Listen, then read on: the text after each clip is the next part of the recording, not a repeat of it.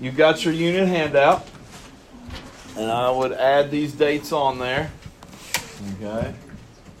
Quiz February 5th. What part of that unit handout do we need to know? The word parts, yep. And we have a test February 10th.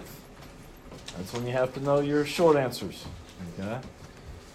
Before we start talking about evolution, I'm going to prelude this with, you don't have to believe it happened to study and understand the concept. Does that make sense? Are all of you going to believe that evolution happened? Probably not. Okay. There's a fine line there between religion versus science. Whatever side you stand on, that's fine. That's your opinion.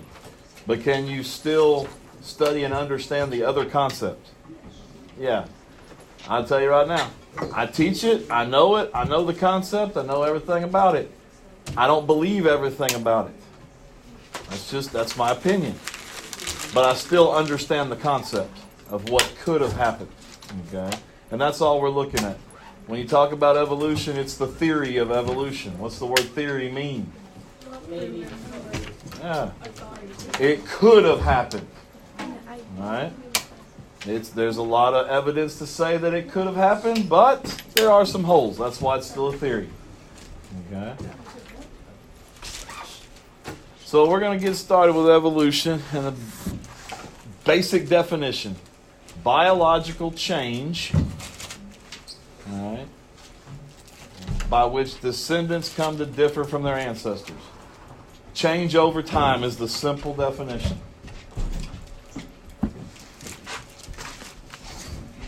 David?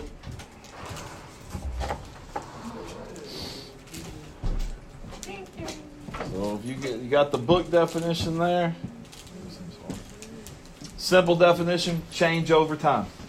All right? Organism changes over time. Now, does that happen? Do we have proof that organisms change? Did you change over the first 13, 14, 15 years of your life? Yes, organisms change. Okay? If I take you and stick you in a desert, are you going to change? Yeah, adapt or die. Okay? You're going to have to change as an organism. So, does evolution happen? Does it not? I mean, there's some basis there. So we got the evolution of the horse here. This is the horse we know today. Do we have some smaller horses that could be descendants of some of these smaller ones? All right. We have something down here. It doesn't look anything like a horse, but it has a lot of biological components that are the exact same as our modern day horse. Okay? What animal was that? I can't read it from here. I don't worry about it. It's in your notes right there. Change in a population over time. It ends with hippos. It's the scientific name.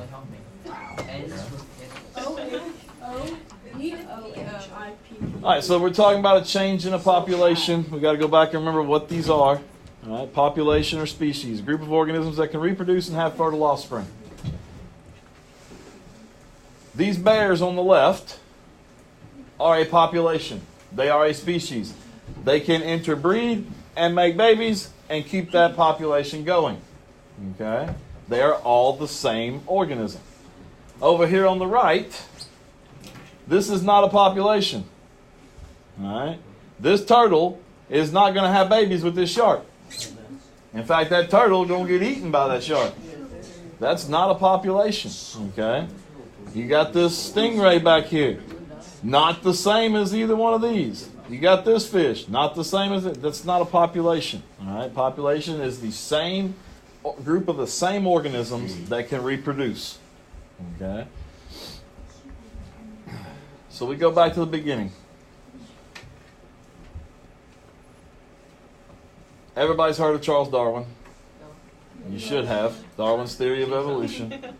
There were a lot of things that led up to Darwin coming up with the theory we know today. All right, all of these folks here played a part in that, and it goes all the way back to the early 1700s, where we have the first thought that, wait a minute, these organisms are a lot similar to organisms that used to be here. What happened? Okay, so we look at a few of those. Linnaeus. All right. Linnaeus, he came up with our classification system that we still use today. It's over here on the wall, right here on this poster. All right, way over there in the corner. Kingdom, phylum, class, order, genus, or order, family, genus, species. Okay, going from a broad group down to a small group. We are in the animal kingdom. Our species is Homo sapiens sapien. That is the scientific name for us. Are we similar to bears, horses, alligators? Yeah, we're all in the same kingdom. Okay, we're all in the animal kingdom. We have similar things in common. Going further, Buffon said that species shared ancestors rather than arising separately. Meaning that an organism doesn't just spontaneously happen and it's here. It has to have an ancestor. You didn't just one day appear out of nowhere. You came from somewhere. That organism came from somewhere. So that everybody has an ancestor. Okay? And then we get to the first Darwin, not Charles Darwin, but a relative. More complex forms develop from less complex forms. We've talked about that, how bacteria turned into our normal cells that we have now. Okay? That simple things turn into bigger things. What we know today, this all seems like, duh. That's, yeah, we didn't come from poof and we're here. We have a mom and a dad. They had a mom and a dad. They had a mom and a dad. We know that. But when you're talking 1700s, it's a weird concept. Okay, 1700s. Think about the time. Go back to your history classes. There was a lot of this is how it is, and there's no wavering from that. What ruled the day back then? What was in charge of everything? What? Yeah, the church. The church was in charge. You think this stuff went with the church in the 1700s? No, these people were thought of as crazy. They were, devil people. They were against God because they didn't say what the church said. All right, so you got that battle that started way back in the 1700s. Still there today. Lamarck, acquired structure genetically passed to its offspring. Meaning, if something changes in that organism, they're going to pass that change on. All right? You're going to see a lot of things as we go through this unit of why. There's going to be that question. It's going to pop up a lot. Why?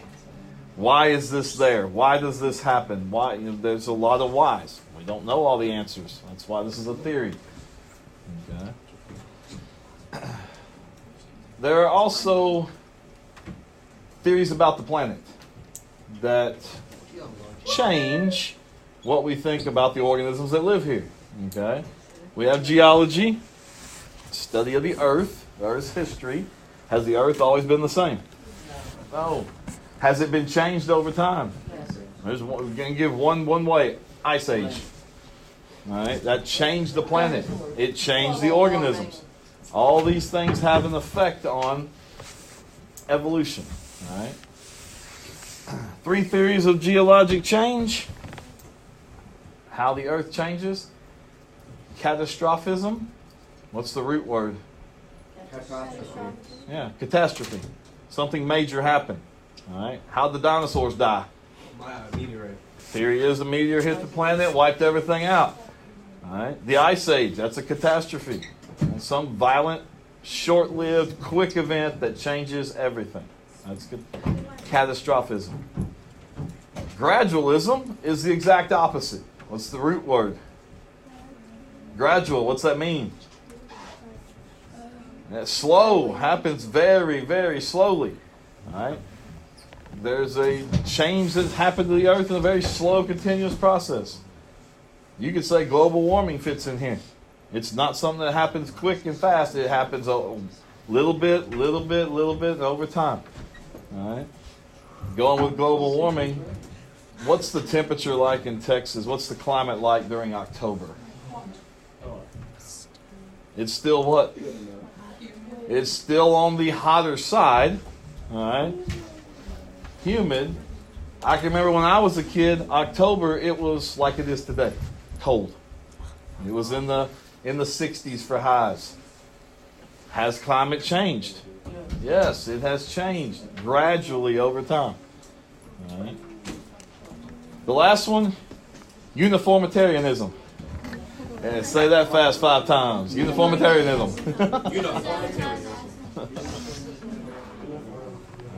Earth was formed by laying down the sediments. This can be moved out of the theory category, because if we dig a hole in the earth, can we see layers? Yes. You can see layers. That fits. It fits that uniformitarianism. There are layers to this planet. All right? Were those layers the exact same all the time? No. The theory here is that so many millions of years ago, there was just this. Then after a million years, there's another layer. Then another layer. And you finally get all these layers. They base this theory on, when we dig, we can find organisms, dead organisms in every layer, some of which we don't see on this planet anymore. What happened? Something had to happen. Okay. So here's our 3 types. That's pretty simple. Volcano erupts, lava flows, major catastrophe, wipes out everything. Anybody know what this is? It's the Grand Canyon. Did that happen all of a sudden and there's a chunk of earth missing? No. This used to be flat and this used to be filled. The river running through it cut it out. All right, the water moving across cuts out sediment, cuts out rock, takes pieces to the ocean. All right. Over time, this got dug. Okay. And then uniformitarianism. Can you see the layers? You can see all the different layers. All right. If you go to the Grand Canyon and look at the walls of the canyon, you can see the layers. Okay. Kind of proves that happened. All right. And then we get to the meat of it. What? So, you know how you said the Grand Canyon formed by a river? Well, and I think technically the dinosaurs made it whenever, they collapsed. No, because the Grand Canyon wasn't here then. But in the movie it was. Well, everything you see on TV is the truth, isn't it? If you believe that, good luck to you the rest of your life. All right, Charles Darwin. This was Darwin's home for a lot of his life. All right. This is a person, a scientist, that devoted his life to the study of this one thing. He devoted it so much that he didn't have a home. This was his home.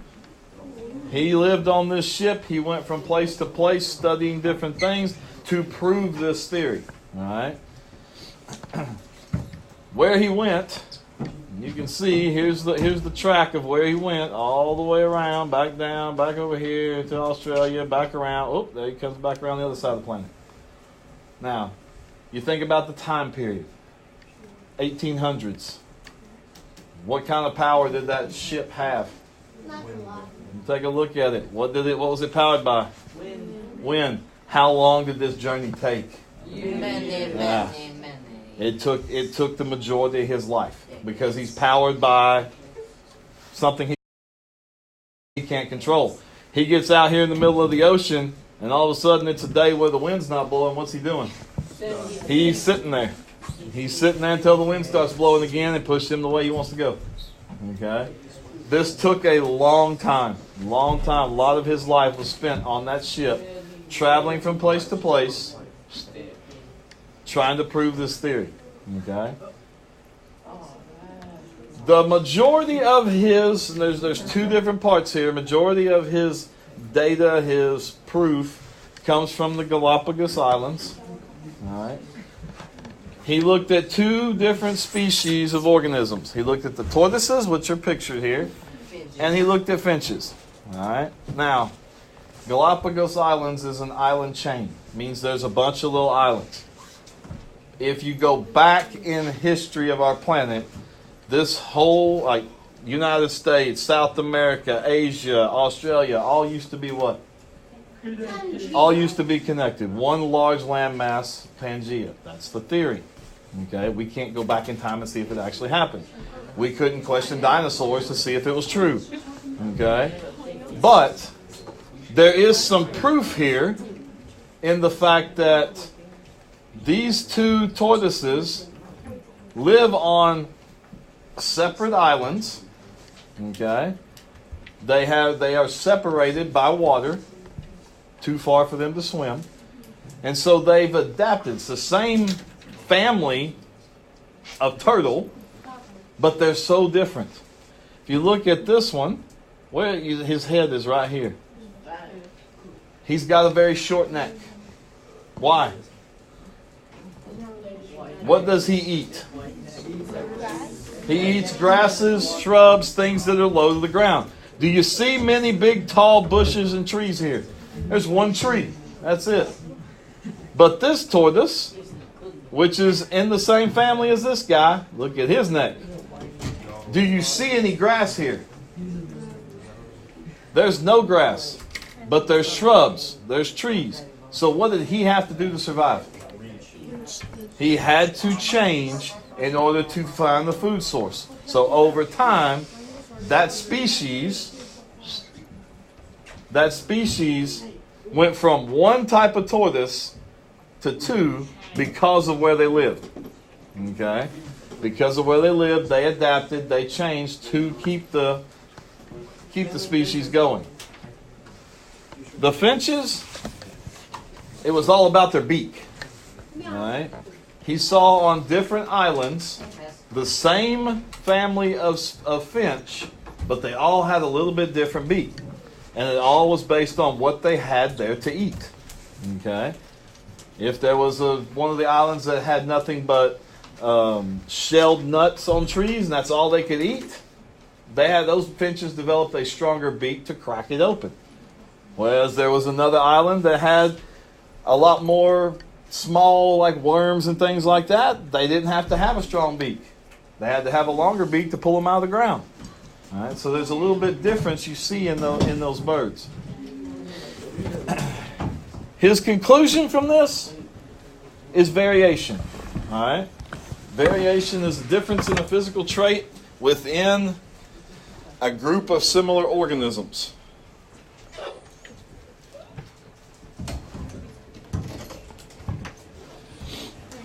Think about, give you another example. Grizzly bear versus brown bear versus polar bear. Are they all in the same family? Yes. They're all bears. Do they all have something different? Yes. Based on where they live. All right? You put a brown bear where the polar bear lives, he's going to stand out.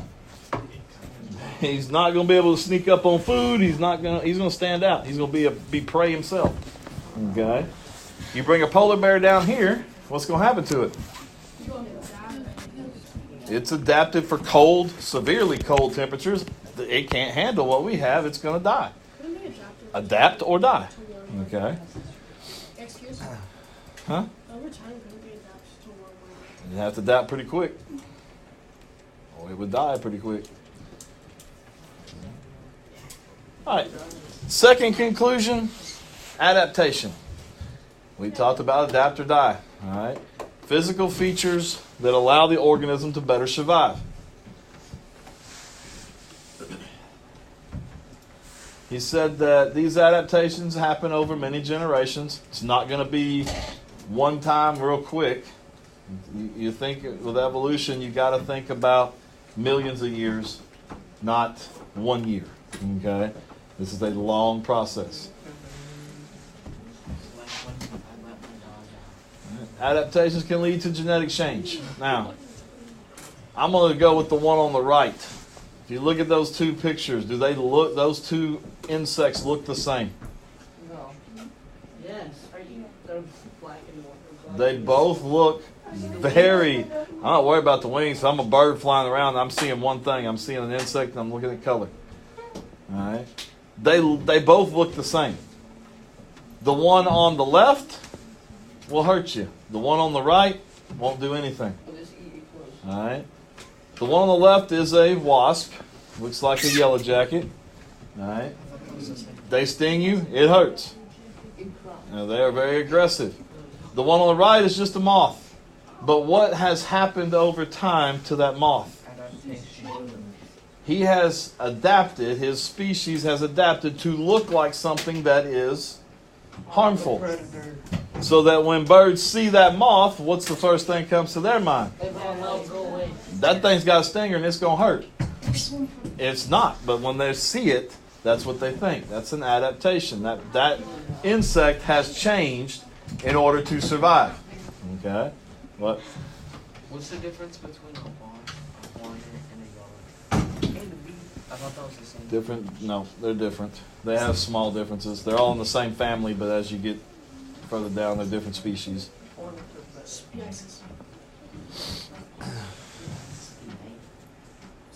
All right. And then we get to his next piece of evidence, fossils. You all know what fossils are. Shouldn't have to explain that. All right. Darwin found a lot of fossils. He found fossils of animals that don't exist anymore. Theoretically, don't exist. Okay. But they resemble other animals that do exist. All right. This is, I don't remember the name of this organism, but it has been extinct for a long time. Okay. But what's it look like? It looks like an armadillo. Now, you can think of some things of why this change happened. This thing kind of resembles a turtle. Does it have a lot of protection other than just from the top? No. What can an armadillo do to protect itself? Roll into a ball. It rolls up into a ball to where it is fully protected. Could this organism have evolved and changed into this for protection? Yes. It could have. And armadillo has a longer mouth. What? How does it just like add armor to itself? Like It changes over time. It just you. it just We are constantly changing. It doesn't. It's not something you can think. You know what? I'm going to make my arms longer today. It just happens over time because, for instance, right now I'll give you one right now. Everybody knows what a rattlesnake is, all right? For many, many, many years, people were told that, okay, when you come up to a rattlesnake, it's going to rattle before it strikes. That was true. Not anymore. All right? There are different things that everything changes. You have snakes that rattle before they strike, and then you had some that didn't. Well, what do we have? Well, I'm going to tell you. We have a lot of wild hogs in Texas now. They are rampant. A rattle is like a dinner bell to a hog because they eat rattlesnakes because a snake can't bite through their skin. It's too thick, too tough. So the ones that rattle get eaten. Which one survives? The ones that don't. So eventually what's going to happen? No snake is going to rattle because that's the shift and because of survival. The ones that rattle get killed. The ones that don't survive. And so that gene gets passed on. The rattling gene gets weeded out. It's gone. All right.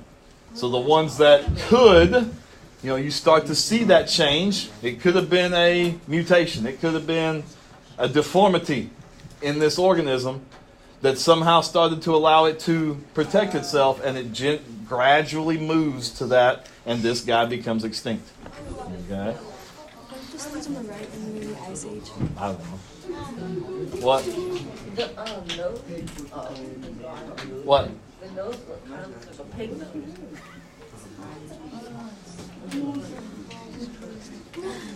Maybe we All right, more fossils. This is true today. My son actually did this the other, last spring. Wait, you have a son? No. finding That's why the Darwin found fossils of seashells in the Andes Mountains. Why in the heck would there be seashells in the mountains? Okay. Because it used to be covered with water. Right? I have a piece of property that has two big, they're not mountains. We don't have mountains in this part of Texas, but they're huge hills. They're really big. We found seashells on top of them. How'd they get there? no problem. There used to be water Right? covering. Water used to be that high up. The earth has changed over time. Okay? This part of this Texas could have been underwater millions of years ago. It got pushed up by volcanic activity, formed a landmass. All right? The earth has changed. Okay? This creature has been extinct for quite a while. He found fossils of it in the Andes Mountains, which lends to that theory that the earth is constantly changing. It is evolving just like species evolve. Natural selection. This happens in almost every organism, except for humans. One way that evolution can occur. Mechanism by which individuals that have inherited beneficial adaptations produce more offspring on average than others. Meaning, the better, bigger, stronger, faster organism is going to survive. The weak is going to die. All right? Like I said, it's true in just about every organism except humans, because the weak still survive for us, because we are on a different level from the other organisms. Okay? Simple terms, strong survive, the weak will die. That's the easy way to remember it. All right? If you are suited to fit, you will survive. If you're not, you will die. Kind of like I said with the bears. If I put a polar bear in Texas, he ain't fit to live here. He's going to die. Or he's going to have to change. Okay? Which is a long process. So, natural selection. Darwin noticed a lot of variation in domesticated plants and animals. Do you know what the word domesticated means? It means they're not wild anymore. They've been tamed.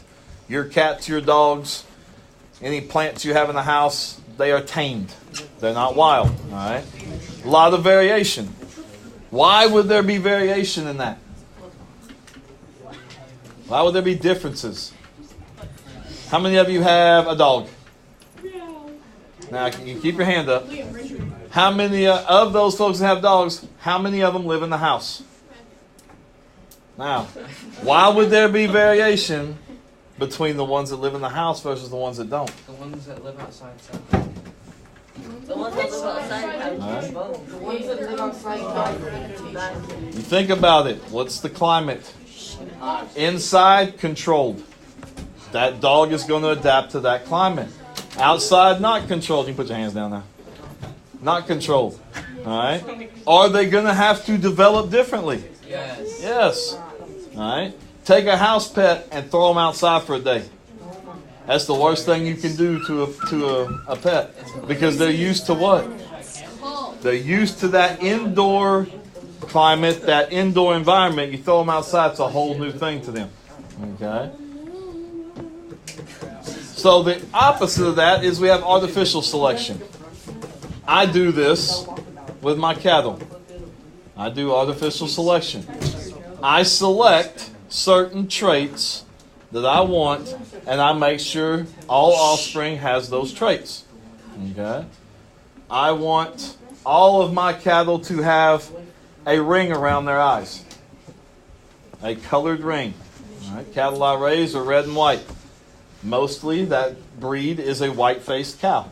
I want red rings around both eyes. All right? Reason why is animals that have white face out in the sun all the time, they develop cancer in their eyes very regularly from the sun bouncing off their skin and going into their eyes. If they have pigment around their eyes, it absorbs the sunlight instead of reflecting it, and so they don't get cancer in their eyes. That's an artificial selection. I have selected that. I make sure all of my cattle have that. Or you put them down. All right? Nope, I sell them. I get rid of them because they're going to die. Do you eat them? Yeah, why not? So, example, I just gave it to you. That shouldn't say farmers. That's wrong. It should say ranchers. Ranchers breed their best livestock. All right? They're breeding for certain traits. Think about this guy. Is there any reason why you want an animal that has horns that long? It looks cool. This goes back, it has nothing to do with what y'all said. It goes back to the Old West days where people didn't have they didn't pen their animals, they roamed free, and what else was out there with them? Mountain lion. Yeah, predators. Those horns were genetically bred into these organisms so they could have protection against predators. All right? Are they needed as much today? No. Not really, because we keep our animals pinned up. They're in a certain area. We can monitor them. We can protect them. Back then, they could have 100 head of cattle roaming on 2,000 or thousands of acres. And then they had to go round them up one day. They didn't know where they were until they needed to bring them in to sell or to eat or whatever. All right. Here's another cow. These horns are bred. They are genetic to that organism. Any idea why? They come down around their face. All right. Where this organism lives, there are a lot of big cats, predators. Mountain. And how do big cats kill?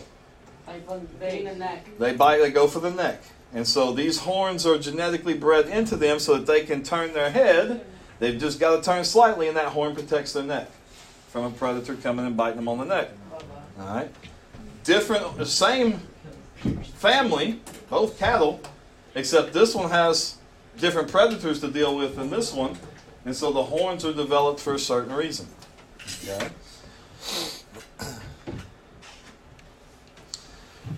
That whole being of natural selection can give us an explanation of how organisms change. All right? We've already talked about variation. Difference in physical traits. Those horns on those cows, that's a physical trait. Depending on the cow, depending on what's needed, they're different. Overproduction. Natural selection can eliminate overproduction. Because who's not going to be reproducing? Only ones that get to reproduce are the strong. The weak die. All right, natural selection eliminates overproduction. Said this can't happen in humans because we just keep reproducing. All right, there's nothing to stop us. Adaptation, mentioned that. Features that are beneficial for survival. And the last one, descent with modification. All right. Inherited traits. You inherited traits from your parents. They inherited the same traits from their parents. Go back to your great-grandparents. Are your traits exactly the same as your great-grandparents? No. No, but do you still have that trait? Yeah, it has changed. Throughout the generations, it changes. Okay? Depending on what is needed for you to survive. Okay? If your great-grandparents lived in Europe, you live here, do your traits have to be the exact same as theirs? No, they need to be different. Is this environment the same as Europe? No. Is it the same as Asia? Is it the same as Australia? They're all different, but you still could have descendants from, or have ancestors from there. Okay? All right, last slide. All right. Survival of the fittest. This is kind of what I was saying. Strong survive, weak die. It happens right away. All right. And when we talk about fittest, we talk about the word fitness. This is not a PE term. All right. Fitness is a measure of survival ability. Okay. that polar bear put in Texas does not have a high fitness level. He doesn't. He's not. His ability to survive here is going to be very, very minimal. Does he live? Okay? Could that organism change? Yes, it could. But the odds of that happening, not that great.